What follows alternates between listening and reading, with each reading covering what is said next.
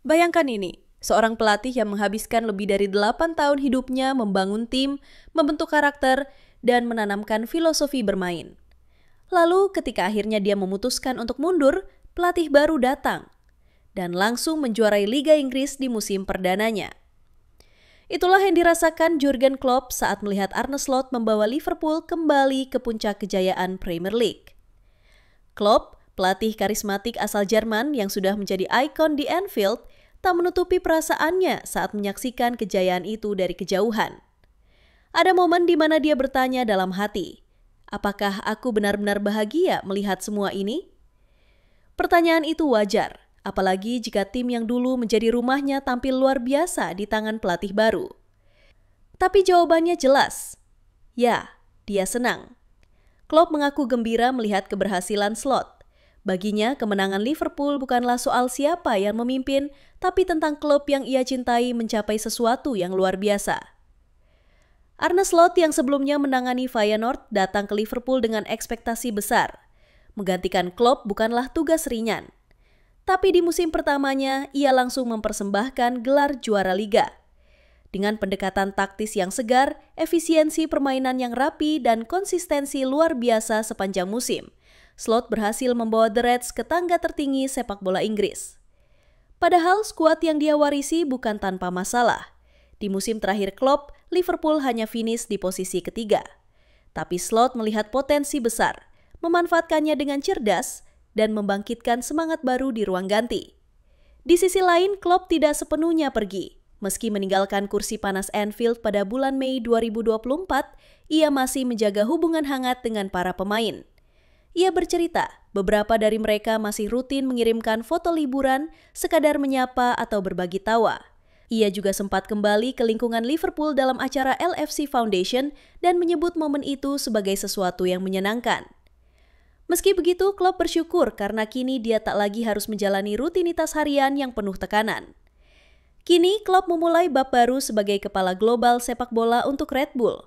Bukan sebagai pelatih, melainkan sebagai sosok strategis di balik layar.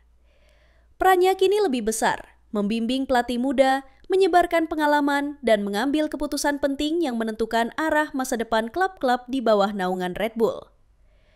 Menurutnya, pekerjaan ini bukan tentang popularitas atau sorotan kamera. Ini tentang olahraga itu sendiri. Menunjuk orang yang tepat di posisi yang tepat, dan jika diperlukan berani mengambil keputusan berat demi kebaikan jangka panjang.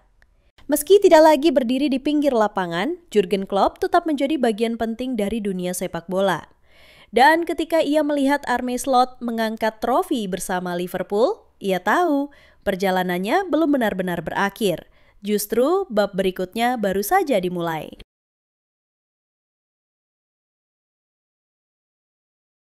Tapi tak semua kisah hebat dimulai dengan keputusan yang tepat. Bahkan sosok sebrilian Jurgen Klopp pun pernah membuat kesalahan besar. Dan ironisnya itu melibatkan salah satu bintang terpenting dalam sejarah Liverpool, Sadio Mane. Kembali ke tahun 2014, Klopp masih duduk di kursi pelatih Borussia Dortmund. Di saat itulah ia mulai memperhatikan kiprah pemain muda asal Senegal yang mencuri perhatian sejak Olimpiade London 2012. Klopp terkesan, gaya bermain Mane begitu eksplosif, cepat, dan agresif, karakteristik yang cocok dengan gaya permainan tinggi ala gegenpressing. Pertemuan pun terjadi, Mane yang saat itu masih berseragam RB Salzburg bertatap muka langsung dengan Klopp. Tapi entah kenapa, ada sesuatu yang tidak klik. Klopp yang dikenal punya insting tajam soal karakter pemain justru ragu. Ia menyukai permainannya, tapi merasa tak cocok secara personal. Ia menggambarkan Mane saat itu dengan topi baseball miring dan garis pirang mencolok di rambut. Penampilan yang membuatnya teringat pada rapper pemula yang baru naik panggung pertama. Lucu, tapi kenyataannya itulah yang membuat Klopp ragu. Ia bahkan pernah berkata, seandainya bisa memutar waktu, ia ingin meninju dirinya sendiri karena melewatkan kesempatan itu. Dortmund kala itu hanya bisa membeli satu pemain untuk posisi tersebut, dan Klopp yang harus membuat keputusan cepat memilih mundur. Tapi nasib punya cara sendiri untuk memutar cerita. 2 tahun berselang, Klopp sudah berada di Anfield, memimpin Liverpool, dan ketika nama Sadio Mane kembali muncul di meja diskusi, ia tak lagi berpikir 2 kali. Michael Edwards, sang ahli transfer The Reds, datang dengan rencana perekrutan Mane. Klopp hanya butuh satu kata untuk menjawab, setuju. Baginya kali ini adalah kesempatan kedua yang tak boleh disia-siakan. Ia bahkan menyebut pembelian Mane sebagai keputusan penting pertamanya sebagai manajer Liverpool. Sebuah awal dari perjalanan luar biasa. Dan seperti dalam skenario film yang nyaris sempurna, Mane pun hampir saja bergabung dengan Manchester United. Semua sudah siap, kontrak, dokumen, bahkan rencana medis. Tapi di tengah-tengah waktu santainya, saat sedang menonton film laga kesukaan, sebuah panggilan masuk. Nama di layar, Jurgen Klopp. Dalam percakapan itu, Klopp menjelaskan kenapa ia gagal merekrut Mane ke Dortmund dulu. Mane dengan sikap yang tenang mengatakan ia memaafkan. Lalu Klopp menyampaikan niatnya secara langsung. Ia ingin membawa Mane ke Liverpool. Tanpa ragu, Mane menjawab bahwa masa lalu sudah berlalu dan kini saatnya menulis masa depan bersama The Reds. Hasilnya? Luar biasa. Dalam 6 musim, Mane mencetak 120 gol, menjadi bagian dari Trisula Maut bersama Salah dan Firmino. Ia mempersembahkan 6 trofi bergengsi, mulai dari Liga Champions, Liga Inggris, hingga Piala Dunia antar klub. Namun tak selamanya perjalanan itu mulus. Setelah meninggalkan Liverpool pada musim panas 2022 ke Bayern Munchen dengan mahar 35 juta pounds, Mane sempat kesulitan. Meski mencetak 12 gol dalam 38 laga, ia lebih sering diganggu cedera dan hanya menjadi starter 27 kali. Bahkan sempat terjadi friksi dengan rekan setimnya, Leroy Sané. Akhirnya, Mane memilih jalan baru. Pada bulan Agustus 2023, ia resmi bergabung dengan Al Nassr di Arab Saudi. Bersama Cristiano Ronaldo, ia kembali menemukan ketajamannya. Mencetak 37 gol dalam 97 pertandingan sejauh ini. Meski kini bermain di tanah gurun, sejarah Sadio Mane di Liverpool tetap abadi. Semua itu bermula dari topi miring dan garis rambut pirang yang sempat membuat Klopp ragu. Tapi pada akhirnya mereka bersatu dan menulis salah satu kisah paling indah dalam sejarah modern The Reds. Kadang bahkan kesalahan pun bisa menjadi jembatan menuju takdir emas, asal kita punya cukup keberanian untuk mengakuinya dan melangkah kembali.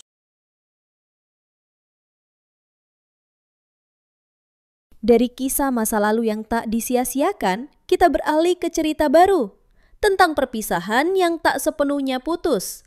Jarell Quansah, salah satu harapan dari Akademi Liverpool, kini bersiap meninggalkan Anfield. Transfernya ke Bayer Leverkusen telah memasuki tahap akhir.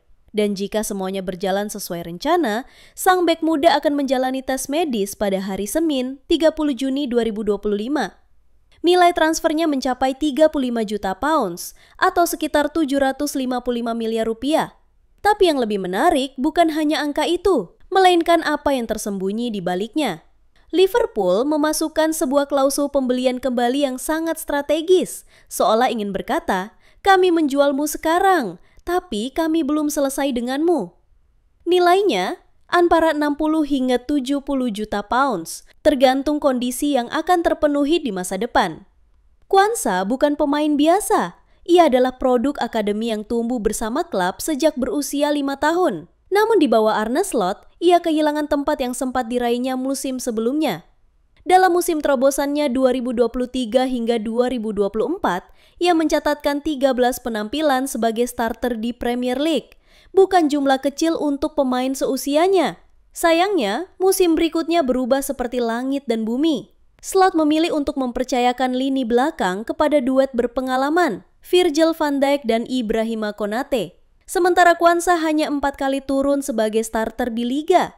2 di antaranya bahkan terjadi setelah gelar juara telah dikunci. Sisanya, ia lebih banyak masuk sebagai pemain pengganti. Liverpool melihat situasi ini bukan sebagai akhir, tapi sebagai kesempatan. Mereka tahu, Untuk berkembang, Kwanza butuh menit bermain dan tanggung jawab lebih besar. Dan Bundesliga dengan sejarah panjangnya dalam mengembangkan pemain muda Inggris menjadi tempat yang ideal. Apalagi pelatih barunya di Leverkusen adalah sosok yang tak asing, Erik ten Hag. Bagi Leverkusen, kedatangan Kwanza adalah bagian dari rencana besar. Mereka tengah membangun ulang lini pertahanan pasca kepergian Jonathan Tah, dan Kwanza digadang-gadang menjadi suksesor jangka panjang. Ia baru saja menyelesaikan tugasnya bersama timnas Inggris U21 di final Euro semalam, dan kini langsung bersiap menyambut tantangan baru di Jerman. Menariknya, transfer ini juga memperkuat ikatan antara Liverpool dan Leverkusen, dua klub yang sudah melakukan transaksi besar musim panas ini. Setelah Florian Wirtz dan Jeremy Frimpong pindah ke Merseyside, kini giliran Kwanza yang menyeberang ke Bay Arena. Namun, kepergiannya membuka lubang besar di lini belakang Liverpool. Mereka kini kekurangan bek tengah senior.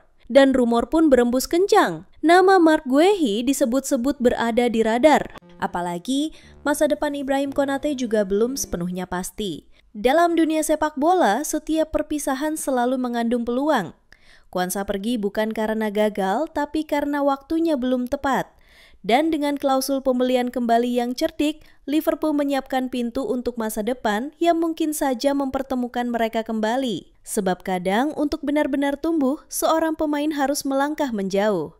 Agar suatu hari bisa kembali dengan kepala tegak dan pengalaman yang lebih matang.